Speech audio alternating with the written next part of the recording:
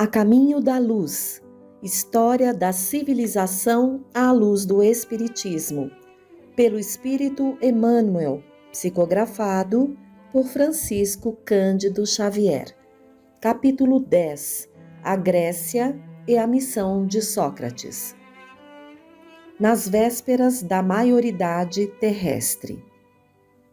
Examinando a maioridade espiritual das criaturas humanas, enviou-lhes o Cristo, antes de sua vinda ao mundo, numerosa coorte de espíritos sábios e benevolentes, aptos a consolidar de modo definitivo essa maturação do pensamento terrestre. As cidades populosas do globo enchem-se então de homens cultos e generosos, de filósofos e de artistas que renovam para melhor todas as tendências da humanidade. Grandes mestres do cérebro e do coração formam escolas numerosas na Grécia, que assumia a direção intelectual do orbe inteiro. A maioria desses pensadores, que eram os enviados do Cristo às coletividades terrestres, trazem do círculo retraído e isolado dos templos os ensinamentos dos grandes iniciados para as praças públicas, pregando a verdade às multidões. Assim como a organização do homem físico exigira as mais amplas experiências da natureza, antes de se fixarem os seus caracteres biológicos definitivos, a lição de Jesus, que representa o roteiro seguro para a edificação do homem espiritual, deveria ser precedida pelas experiências mais vastas no campo social. É por essa razão que observamos, nos 5 séculos anteriores à vinda do Cordeiro, uma aglomeração de inúmeras escolas políticas, religiosas e filosóficas dos mais diversos matizes em todos os ambientes do mundo. Atenas e Esparta. Muitas teorias científicas que provocam o sensacionalismo dos vossos dias como inovações ultramodernas foram conhecidas da Grécia, em cujos mestres têm os seus legítimos fundamentos. Em matéria de doutrinas sociais, grandes ensaios foram realizados, divulgando-se a mais farta colheita de ensinamentos. E quando meditamos no conflito moderno entre os estados totalitários, fascistas ou comunistas e as repúblicas democráticas, devemos volver os olhos ao passado, revendo Atenas e Esparta como 2 símbolos políticos que nos fazem pensar na plena atualidade da Grécia Antiga. Os espartanos, sob o regime atribuído a Licurgo, nome que constitui apenas uma representação simbólica dos generais da época, vivendo a existência absoluta do Estado, não expressaram a mesma fisionomia da Alemanha e da Rússia atuais?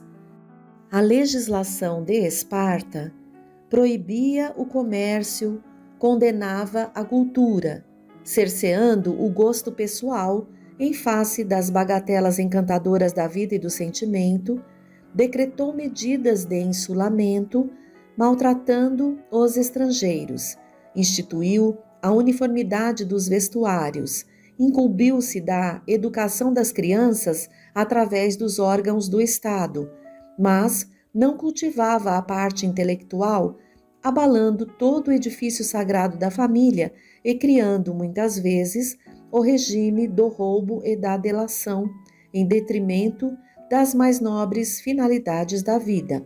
Por essa razão, Esparta passou à história como um simples povo de soldados espalhando a destruição e os flagelos da guerra, sem nenhuma significação construtiva para a humanidade.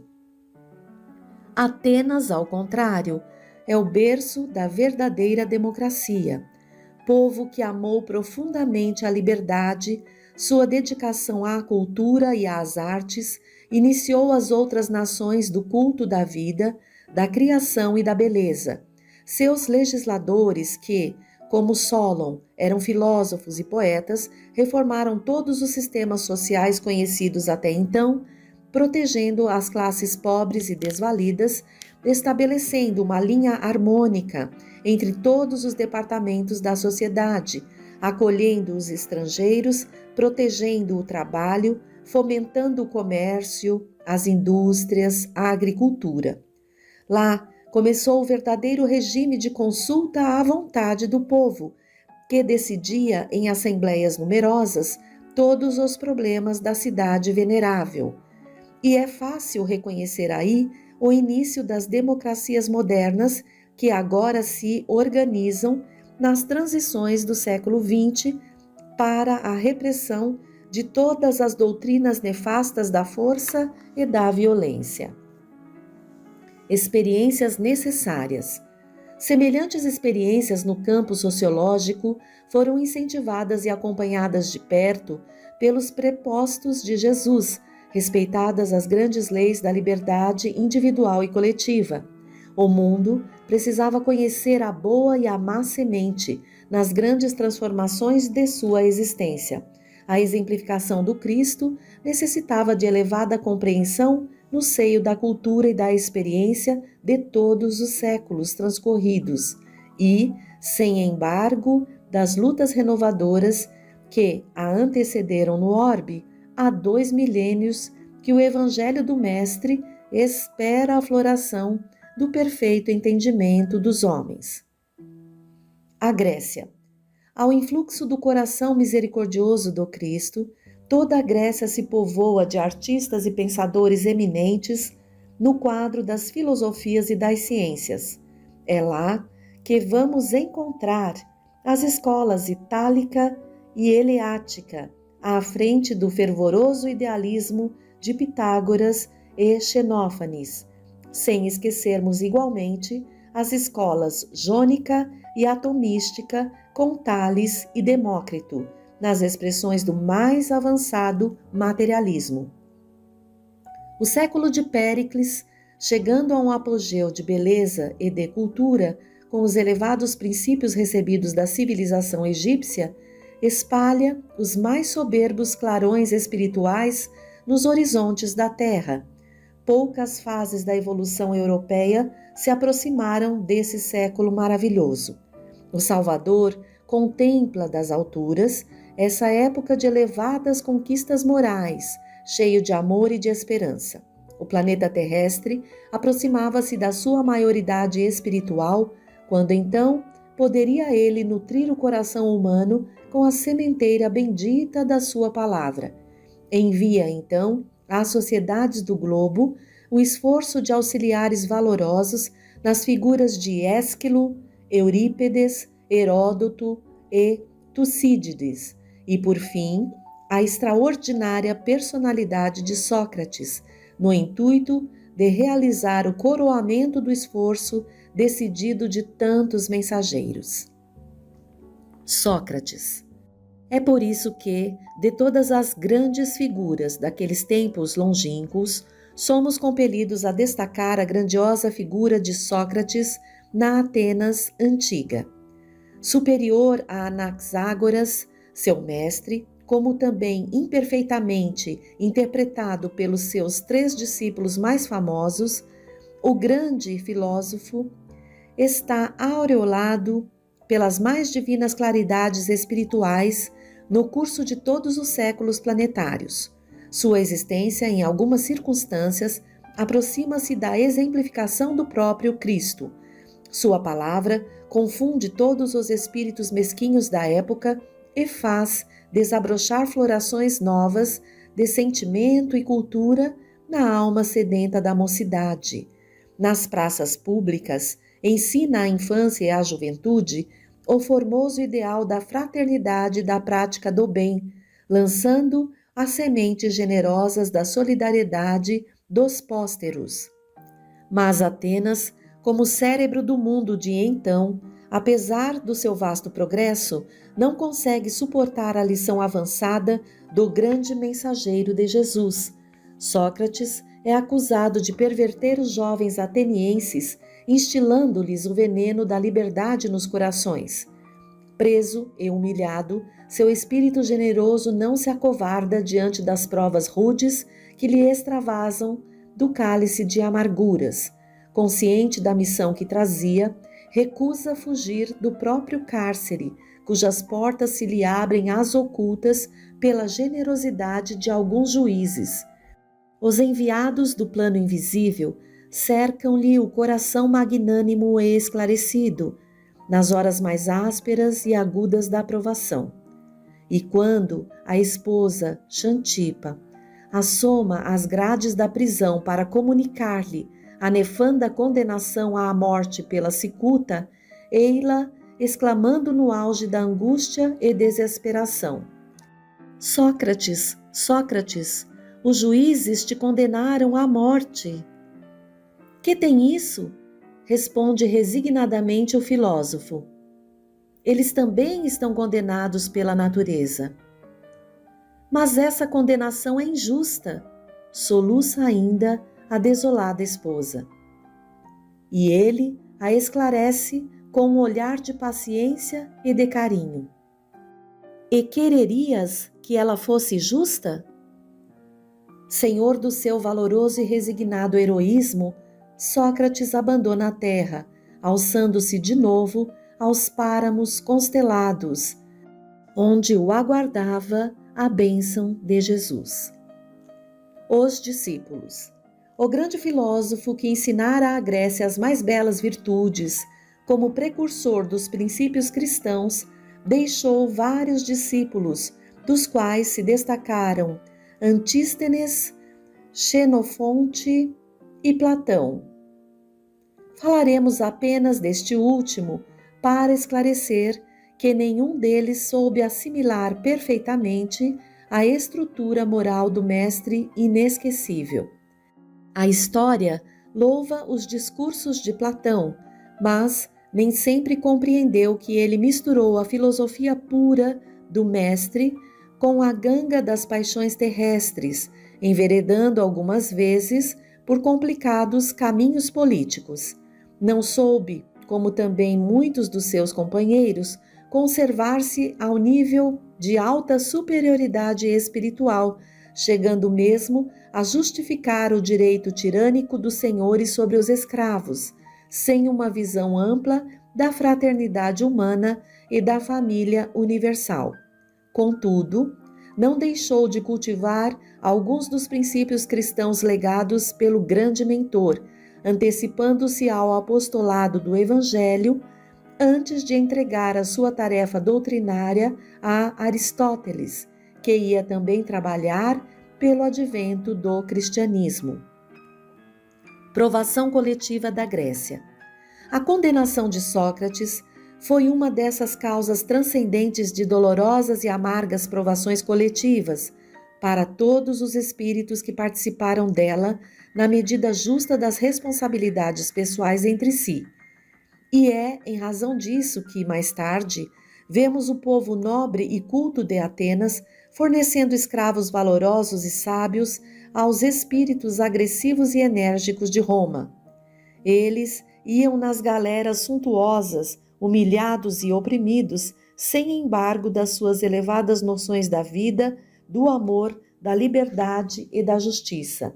É verdade que iam instaurar um novo período de progresso espiritual para as coletividades romanas, com os seus luminosos ensinamentos, mas o processo evolutivo poderia ladear outros caminhos, longe do morticínio e da escravidão. Todavia, sobre a fronte de muitos gregos ilustres, pairava o sanguinolento labéu daquela injusta condenação, labéu ignominioso que a Grécia deveria lavar com as lágrimas dolorosas da compulsão e do cativeiro. Capítulo 11. Roma. O povo etrusco. Reconhecendo as dedicações ao trabalho por parte de todos os espíritos que se haviam localizado na Itália primitiva, então dividida em duas partes importantes, que eram a Gália Cisalpina e a Magna Grécia, ao norte e ao sul da península, os prepostos e auxiliares de Jesus projetaram a fundação de Roma, que se ergueu rapidamente, coroada de lendas numerosas para desempenhar tão grande papel na evolução do mundo.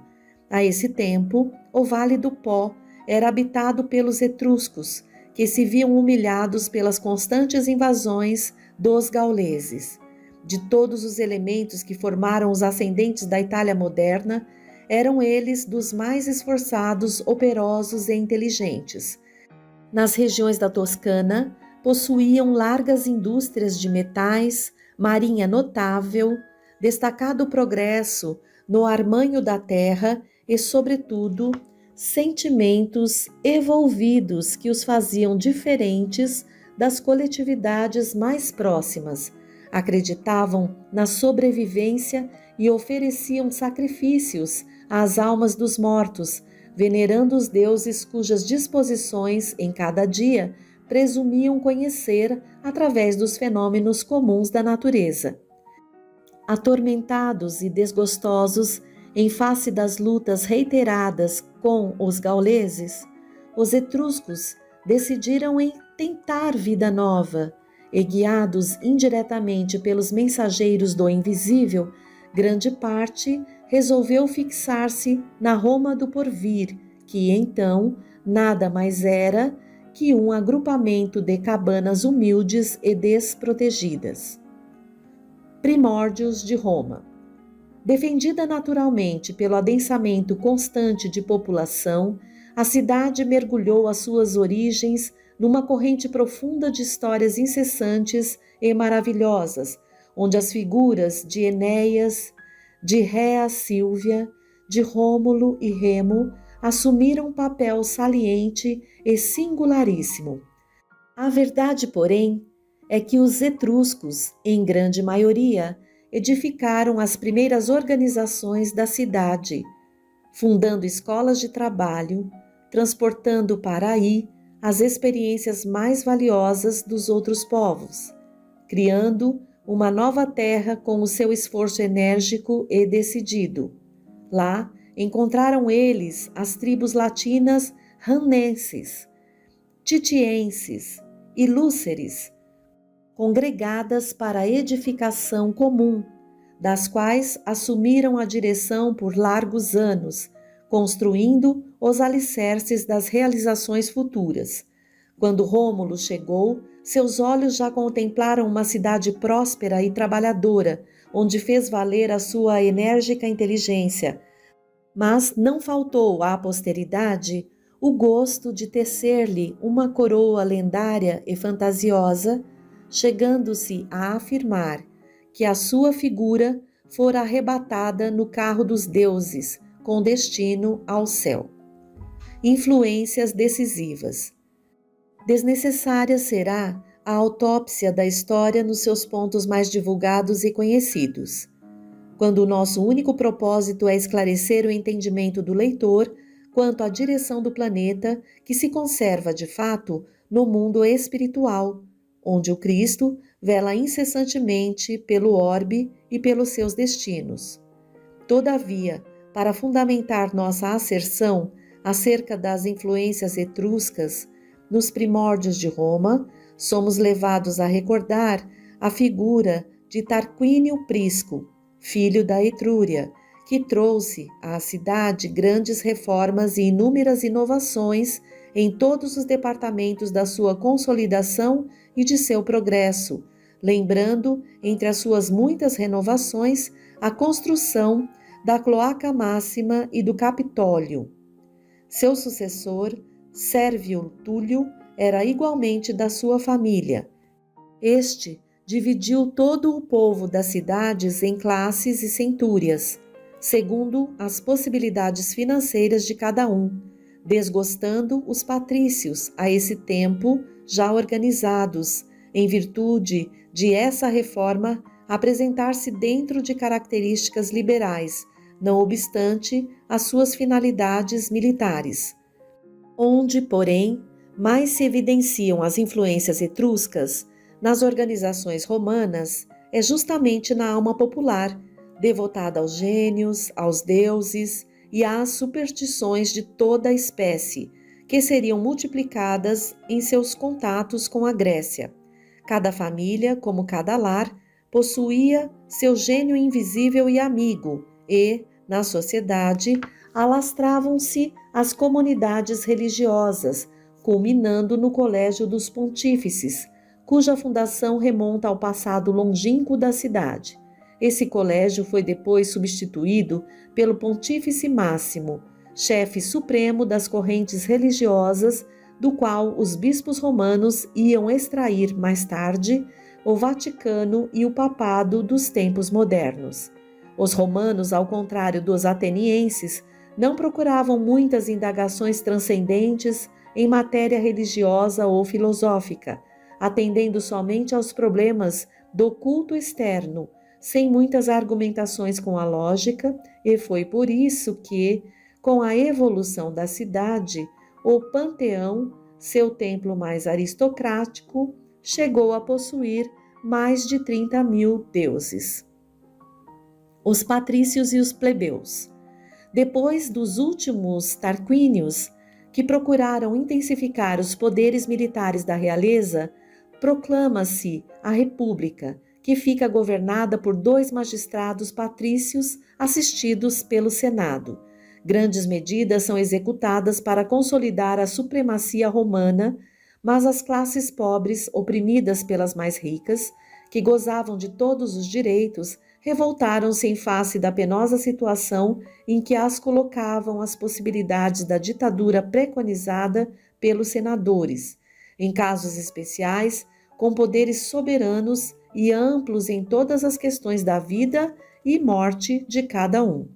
Inspirados pelas forças espirituais que os assistiam, os plebeus em massa abandonaram a cidade, retirando-se para o monte sagrado, mas os patrícios, examinando a gravidade daquela atitude extrema, lhes enviam Menênio Agripa, cuja palavra se desincumbe com felicidade da diligência que lhe fora cometida, contando aos rebeldes o apólogo dos membros e do estômago que constituem, no mecanismo de sua harmonia, o perfeito organismo de um corpo. A plebe concorda em regressar à cidade, embora impondo condições quase que irrestritamente aceitas. Os tribunos da plebe inauguram então um período de belas conquistas dos direitos humanos, culminando na lei Canuleia, que permitia o casamento entre patrícios e plebeus, e com a lei Ogúnia, que conferia a estes últimos as próprias funções sacerdotais. A família romana. Muitos poderíamos comentar à margem da história, mas outros são os nossos fins, considerando-nos do dever de salientar aqui as sagradas virtudes romanas na instituição do Colégio da Família, em muitas circunstâncias superior ao da própria Grécia, cheia de sabedoria e beleza. A família romana, em suas tradições gloriosas, está constituída no mais sublime respeito às virtudes heróicas da mulher e na perfeita compreensão dos deveres do homem ante os seus sucessores e os seus antepassados. Lembrando-nos de Roma no seu áureo período de trabalho, enche-se-nos o olhar de lágrimas amargas. Que gênio maldito imiscuiu-se nessa organização sublimada em seus mais íntimos fundamentos, devorando-lhe as esperanças mais nobres, corrompendo-lhe os sentimentos, relaxando-lhe as energias? Que força devastadora derrubou todas as estátuas gloriosas de virtude? Debalde, a mão misericordiosa de Jesus desceu sobre sua fronte, levantando-a de quedas tenebrosas antes dos tristes espetáculos do seu arrastamento. Os abusos de poder e de liberdade dos seus habitantes fizeram do ninho do amor e do trabalho um amontoado de ruinarias, afundando-o num mar de lodo sanguinolento. As guerras e a maioridade terrestre. Em breve, porém, A família romana, cheia das tradições de generosa beleza, foi dilacerada pelos gênios militares e pelos espíritos guerreiros. O progresso incessante da cidade formava a tendência geral ao expansionismo em todos os domínios. Entretanto, os pródromos do direito romano e a organização da família assinalavam o período da maioridade terrestre. O homem, com semelhantes conquistas, estava a desferir o vôo para as mais altas esferas espirituais. As legiões magnânimas do Cristo aprestam-se para as últimas preparações de seus gloriosos caminhos na face do mundo. O Evangelho deveria chegar como a mensagem eterna do amor, da luz e da verdade para todos os seres. Todavia, a liberdade pessoal e coletiva é respeitada pelo plano invisível e Roma não se mostra digna das numerosas dádivas recebidas. Em vez de estender os seus laços pela educação e pela concórdia, deixa prender-se por uma legião de espíritos agressivos e ambiciosos, largando a sua influência pelo mundo com as balistas e catapultas dos seus guerreiros. Depois das conquistas da península, empreende a conquista do mundo, com as guerras púnicas, terminando por submeter todo o Oriente, onde também se encontrava a Grécia esgotada e vencida. Os enviados do Cristo harmonizam esses terríveis movimentos no Instituto das Provações necessárias aos indivíduos e aos seus agrupamentos. Todavia, a realidade é que Roma assumia igualmente as mais pesadas responsabilidades e os mais penosos débitos diante da justiça divina. Suas águias vitoriosas cruzam então todos os mares. O Mediterrâneo é propriedade sua e o Império Romano é o império do homem, ouvindo-se a voz diretora de um só homem para quase todas as regiões povoadas da terra. Nas vésperas do Senhor. As forças do invisível, porém, não descansaram. Muitas lágrimas foram vertidas no alto em vista de tão nefastos acontecimentos. O Cristo reúne as assembleias de seus emissários. A terra não podia perder a sua posição espiritual depois das conquistas da sabedoria ateniense e da família romana. É então que se movimentam as entidades angélicas do sistema nas proximidades da terra, adotando providência de vasta e generosa importância. A lição do Salvador deveria agora resplandecer para os homens, controlando-lhes a liberdade com a exemplificação perfeita do amor. Todas as providências são levadas a efeito. Escolheram-se os instrutores, os precursores imediatos, os auxiliares divinos. Uma atividade única registra-se então nas esferas mais próximas do planeta. E, quando reinava Augusto, na sede do governo do mundo, viu-se uma noite cheia de luzes e de estrelas maravilhosas. Harmonias divinas cantavam um hino de sublimadas esperanças no coração dos homens e da natureza. A manjedoura é o teatro de todas as glorificações da luz e da humildade, e, enquanto alvorecia uma nova era para o globo terrestre, nunca mais se esqueceria o Natal, a noite silenciosa, noite santa.